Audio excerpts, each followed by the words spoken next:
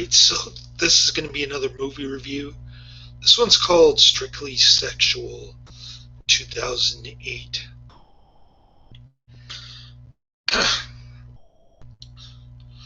This is going to be a romantic BS movie.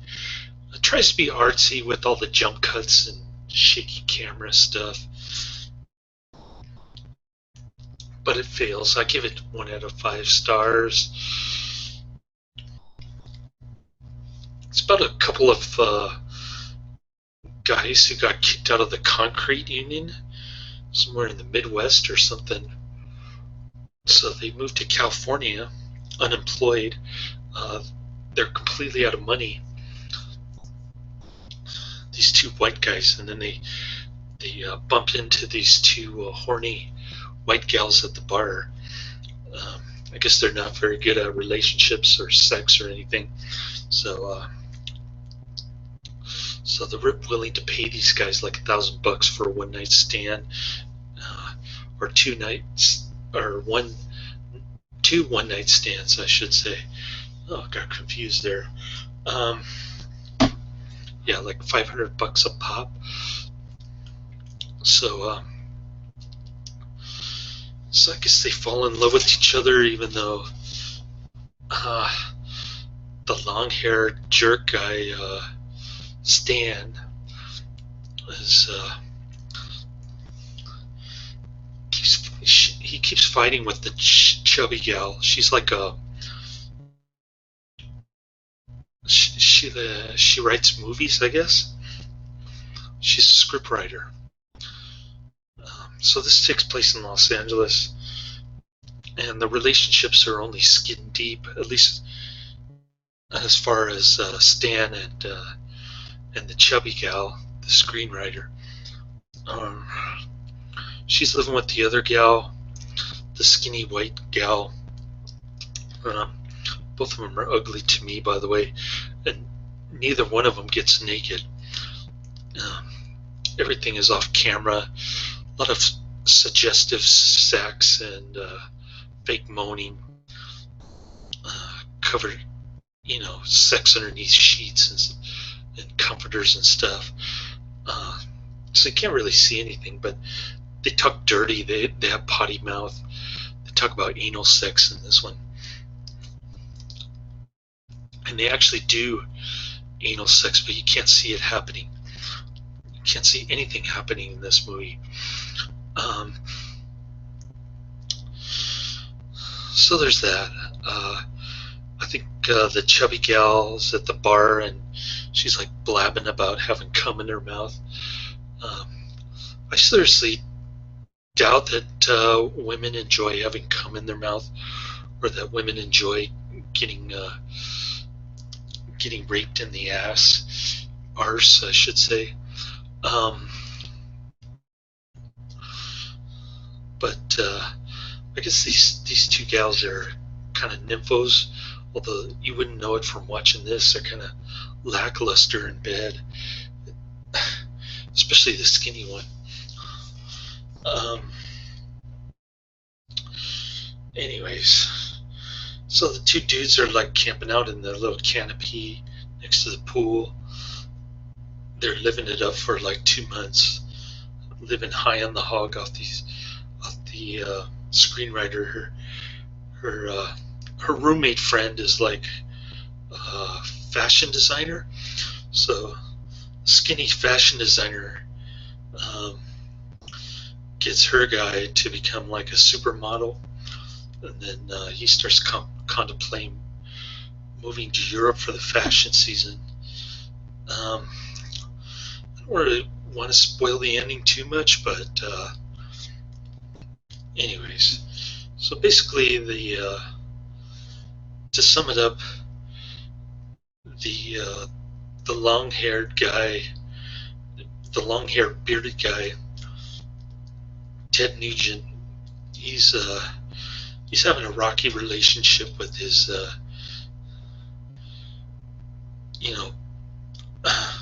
being a gigolo to this chubby gal, the screenwriter. On the other hand, seems like the other dude with the sideburns and the kind of scruffy kind of stubble beard. Um, he gets along really well with the skinny babe. Um, they look like they're about late 20s, maybe early 30s, I'm guessing. Um, so yeah, they smoke a lot, drink a lot, smoke a lot of pot, smoke a lot of cigarettes. Um, there really isn't much going on in the way of plot-wise. Um, I guess you have two protagonists. The the fashion designer and this unemployed construction worker turned into supermodel, which is highly implausible. Her fashion designer friend just says off the cuff, "Yeah, get an ordinary construction worker on the catwalk. That'll go over well." And of course it does. They have this huge party with these annoying Los Angeles people. One of the reasons why Los Angeles is such a screwed up city. I mean, these relationships are just skin deep. Although it does get more romantic towards the end, I guess, with the skinny gal, the fashion designer gal, and the formerly unemployed construction worker turned into supermodel. This movie was painful to watch. Bad acting, and it was just like a soap opera unraveling. Terrible music at the end, by the way. I'm not a big fan of 2008 music or 2008 pop music at all. Sounds pretty horrible. You know, Dave Matthews Band type stuff. For the time period, I guess. So it's kind of like a time capsule, the way things were back in 2008. But other than that, I really dislike this movie. Kind of reminded me of being a libertine 20-something myself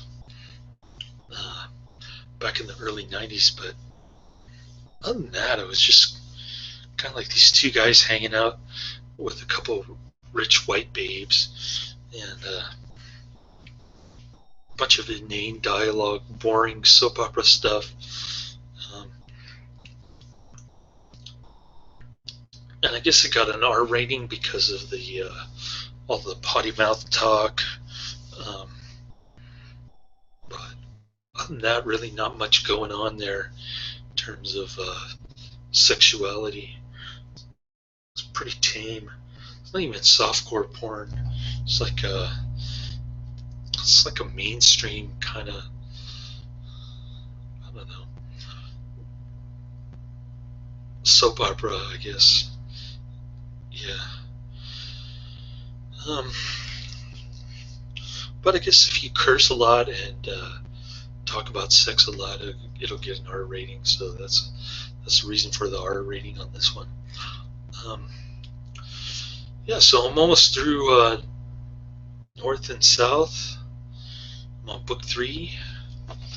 I think the last disc 8 is just episode 3, special features.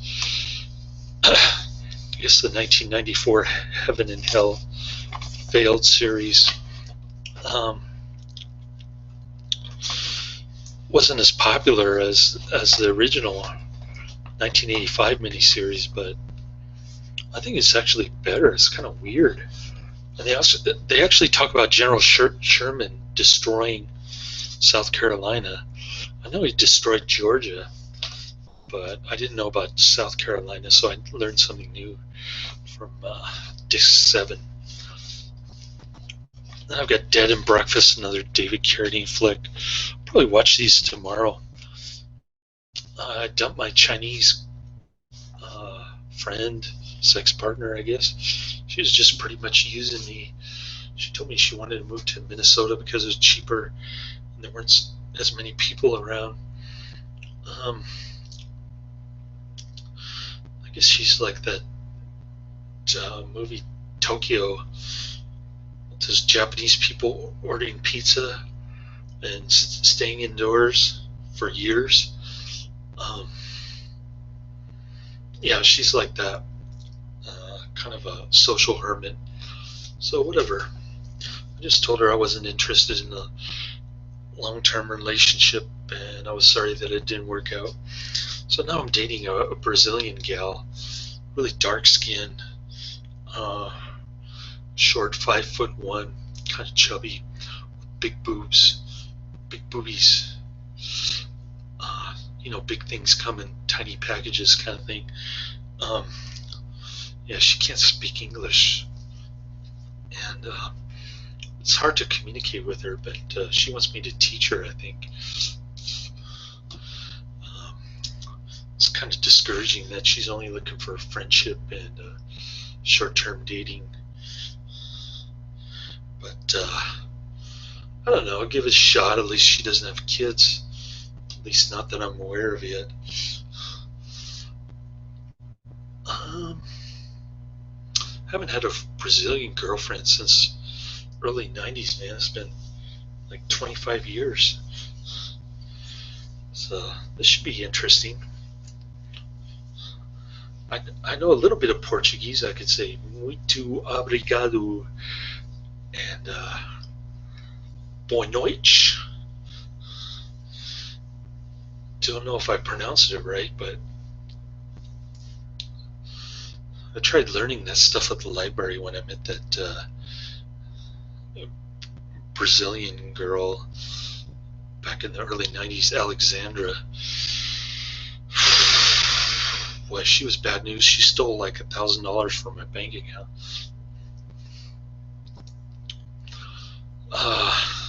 And I couldn't get a bank account for a long time. So I was doing money orders and stuff, cashier's checks. Anyways,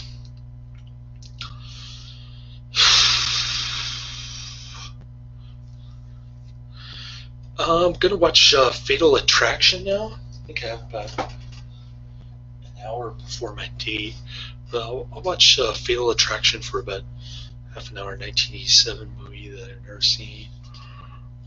Famous movie with Michael Douglas and Glenn Close, I think, if I'm not mistaken. I could be mistaken, but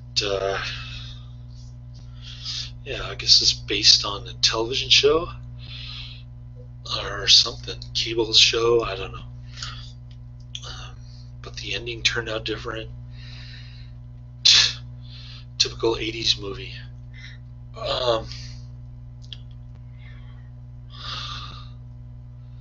Fatal Attraction. I wonder if it's anything like that Sharon Stone movie that got so much flack from the gay community. I forget the name of it, but I have a feeling it's kind of similar to that one. It's like a sexual thriller kind of thing, which is pretty cool. I might like it. We'll see. As long as Glenn Close doesn't get naked, I don't want to see her naked. I'd rather see Sharon Stone naked. You know what I'm saying? So we'll see how well I like that one. Guess I'll check out the first half an hour. And I'll probably review it next week. Probably review Dead and Breakfast tomorrow. If I can manage to finish all of it.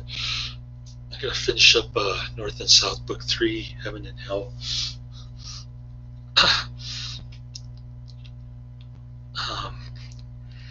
I actually like the most hated miniseries, the book three compared to book two, one or book two. Um, just seems like it's more realistic. It's got the Ku Klux Klan there, post Civil War, and General Sherman burned everything to the ground, so they're kind of struggling there on Mount Royal in South Carolina, the former plantation where he gets killed. You don't even see Patrick Swayze in this one. It's like a Patrick Swayze double that gets knifed by the Ben character. Um, so that was pretty cool. I actually enjoyed it more than the first six discs. Um, I just hated the political correctness. Like they made General Sherman out to be a good guy. Same thing with President Lincoln and his phony speeches to make him look like a good president who abolished slavery. Um, that was kind of irritating to me. I even predicted in my television miniseries review previously that they'd make it politically correct and Honest Abe from the log cabin kind of stuff.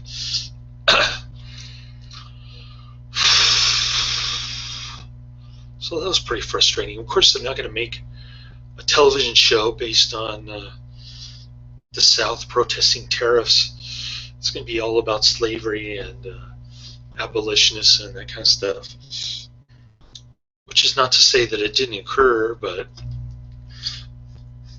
you know how television and movies always overhype those two subjects during the Civil War.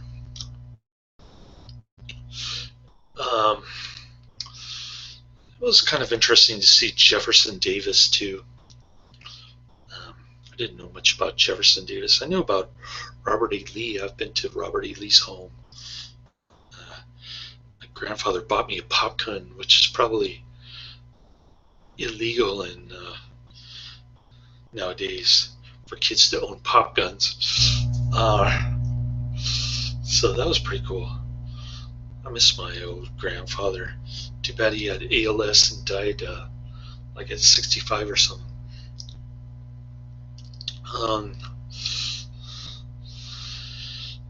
Yeah, he was a good guy, even though we disagreed a lot on a lot of things, especially politics.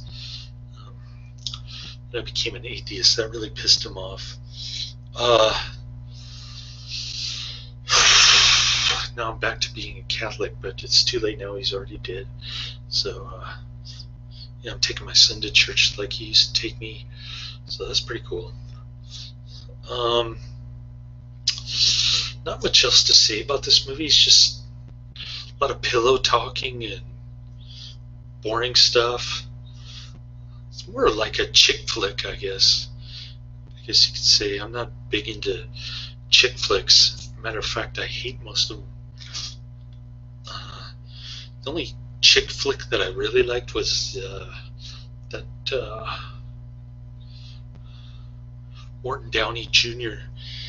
flick with the comely white babe shot in Italy. I forget what it's called, but that was the only one that I really liked. The Tuscany one, Tuscany in the Sun or something. That was okay because it had an Asian babe, and she was kind of like a Prego's lesbian type, I guess. Not sure. That one was okay. The Morton Downey Jr. movie was much better. This one sucked.